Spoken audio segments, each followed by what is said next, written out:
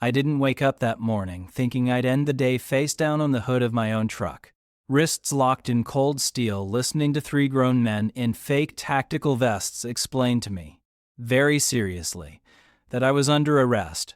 But that's the thing about power, real or imagined. It doesn't knock, it doesn't ask, it doesn't warn you. It just shows up one day and assumes you'll step aside because most people usually do. They came just after sunset when the heat finally loosened its grip on the land and the air smelled like dust, cedar, and that dry grass that never quite forgets summer. I was sitting on the porch like I always do, coffee in hand, boots kicked off, dogs half asleep at my feet. The kind of quiet you earn after a long life of doing things the hard way. The kind of quiet you protect without even thinking about it. Then I heard gravel crunch the wrong way. Not slow, not hesitant, heavy, confident. Like people who didn't think they owed anyone an explanation. And I remember thinking, real calm, almost amused, well, this is either the dumbest misunderstanding I've ever seen, or someone is about to make a mistake that follows them for the rest of their life. You can call me Jack. I live on about 20 acres that's been in my family longer than most folks around here have had last names. My grandfather cleared this land with a mule and a borrowed plow. My father fixed the same fence posts I still tighten today. I learned to walk on this dirt, learned responsibility before I learned algebra. I learned early that land doesn't belong to you, just because your name's on paper. It belongs to you because you show up for it, day after day, year after year. Even when nobody's watching. When people drive past, they see scrub trees, an old barn, a crooked fence line. I see memory, I see duty.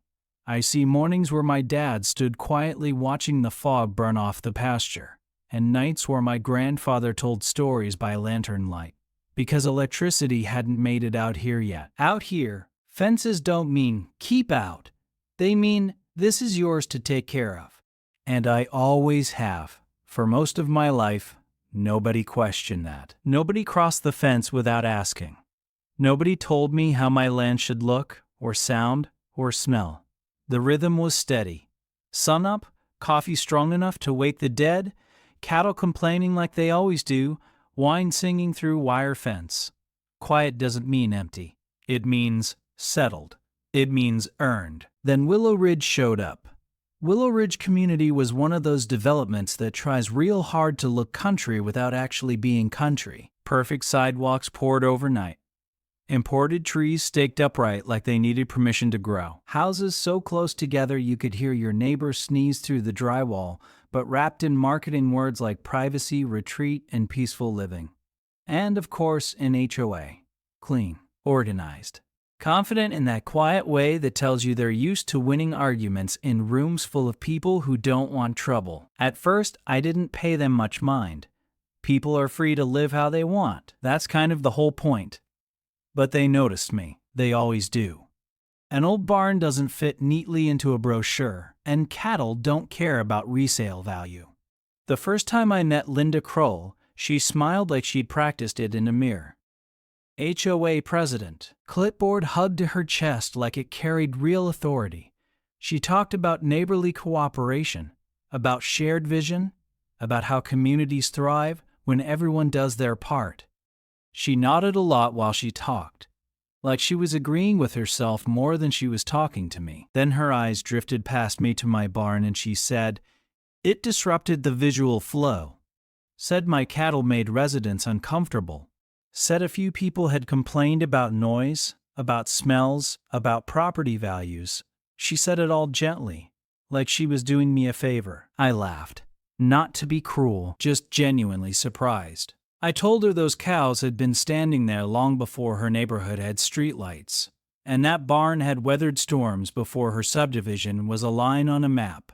I even smiled when I said it, trying to keep things light.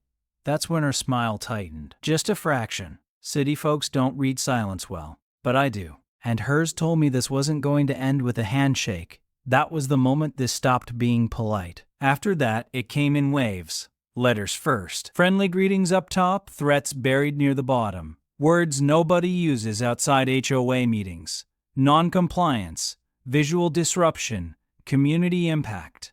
I'd read them at the kitchen table, shake my head, and file them away. Paper only has power if you give it some. Then the drones started showing up. Little buzzing things hovering low over my pasture. Cameras blinking like eyes that never blink first. My cattle didn't care. I did. There's something about being watched on your own land that gets under your skin in a way you can't explain. It's not fear exactly. It's insult. It's the feeling of someone measuring you without your consent. Then came the inspectors. County logos printed just a little too bright. Paperwork too thin. No watermarks. No signatures. They talked fast, walked confident, and hoped I wouldn't look close. I did more than look. I listened. I watched how they avoided questions, how they corrected each other mid-sentence, how one of them mentioned HOA guidelines like it was a slip of the tongue. I didn't chase them off. I didn't raise my voice. I let them wander, photograph, mutter. Because when someone thinks you're ignorant, they get sloppy, and sloppy people leave trails. The real crack came at the county office. Old clerk named Ray. Been there so long the building might as well have been built around him. He waved me over with a look I didn't like and slid a map across the counter. "Jack," he said low, "something ain't right." It was a development plan, fresh ink, clean lines, and there, highlighted like it belonged to them, was my land. Boundaries shifted, fence lines erased. My well labeled shared utility. My barn gone like it never existed. Filed as a preliminary annexation request. Signed by Linda Crowell. That's when everything snapped into place. The drones weren't about safety. The letters weren't about harmony. This was pressure. Squeeze the land, devalue it, scare the owner, make him look non-compliant, then slide in with a developer's checkbook and a smile. Clean, quiet, legal looking enough to make most folks fold. Most folks. I started documenting everything. Trail cameras tucked into cedar trees. Audio recorders by the gate. A notebook full of dates, times, license plates, names, words used. I wasn't angry. Anger rushes. Focus builds cases. That's when I noticed something else. The neighbors. Not all of them, but enough. People who wouldn't look me in the eye anymore. Folks who used to wave now pretending to check their phones. Some were scared. Some were convinced by HOA meetings and carefully worded emails. A few probably just didn't want to be next. HOAs are good at that. They don't have to threaten you directly. They just have to show you what happens to someone who doesn't comply. Then one evening, right as the sun was dropping low and turning everything gold, a man showed up by my mailbox. Skinny, nervous, HOA polo shirt hanging off him like it didn't belong. His name was Evan. Board member. New. He kept glancing over his shoulder like he expected Linda to come storming out of the brush. He handed me a USB drive with shaking hands and said, "I can't do this anymore." Inside were emails, meeting recordings, wire transfers from a developer called Northline Group, notes labeled Strategic Reimbursement. A memo where Linda referred to me as an obstruction that needed to be handled before closing, not negotiated with. Not reasoned with, handled. That word sat heavy in my chest. I didn't sleep much after that. Not out of fear, out of certainty. When people start using words like that, things stop being theoretical. They stop being paperwork. They turn into action. A week later, I learned exactly what she meant. It was late. No moon. Dogs went quiet first. That's how you know trouble's coming. Then headlights at the gate. 3 men stepped out wearing black vests marked Community Enforcement. No warrant, no badges. Real handcuffs, though. They didn't ask, didn't explain. They grabbed me, shoved me against my truck, snapped those cuffs on tight. The metal bit into my wrists. One of them smelled like cheap coffee and nerves. Another wouldn't stop talking, explaining rules that didn't exist to calm himself down. I didn't resist, not once. Resistance turns into assault. Compliance turns into kidnapping. And I needed them to cross that line clean. One of them said I was under community arrest. I leaned in close and said, calm as could be, "You didn't just detain a rancher. You just kidnapped a state prosecutor. His grip loosened. His breath caught. That was the moment the fantasy cracked. The sheriff arrived fast. Faster than Linda expected. Red and blue lights washing over the pasture, like reality showing up uninvited. Authority you can't fake. Those men folded quick. Charges stacked up. Impersonation, kidnapping, conspiracy. One cried. One blamed Linda. The other stared at the dirt like it might open up and save him. Court was quieter than the arrest, but heavier. Linda tried to submit a video of me, acting aggressively. Grainy, edited. Wrong lighting. Wrong fence line. She didn't understand metadata. Creation date before the incident. Editing software tags. GPS, nowhere near my property. The judge didn't appreciate being lied to. When I stood up, suit instead of work boots, badge on my belt, Linda stared like she'd just realized the ground wasn't solid anymore.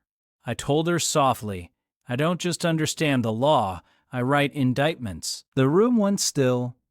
The judge ordered her into custody that morning. Fraud, forgery, evidence tampering, RICO referrals for the developer. They led her out in cuffs. No clipboard, no smile. Just heels clicking too loud in a room that finally knew the truth. I went home that night. Same porch, same fence, same quiet, but it felt different. Like the land had been holding its breath and finally let it out. Like the quiet had been earned all over again. Some neighbors waved again after that. Some didn't. Power leaves a residue. So does fear. But the line was clear now, and everyone could see it. Here's what sticks with me, though. Linda wasn't a monster. She wasn't special. She was just someone who confused authority with ownership. HOAs like hers exist everywhere.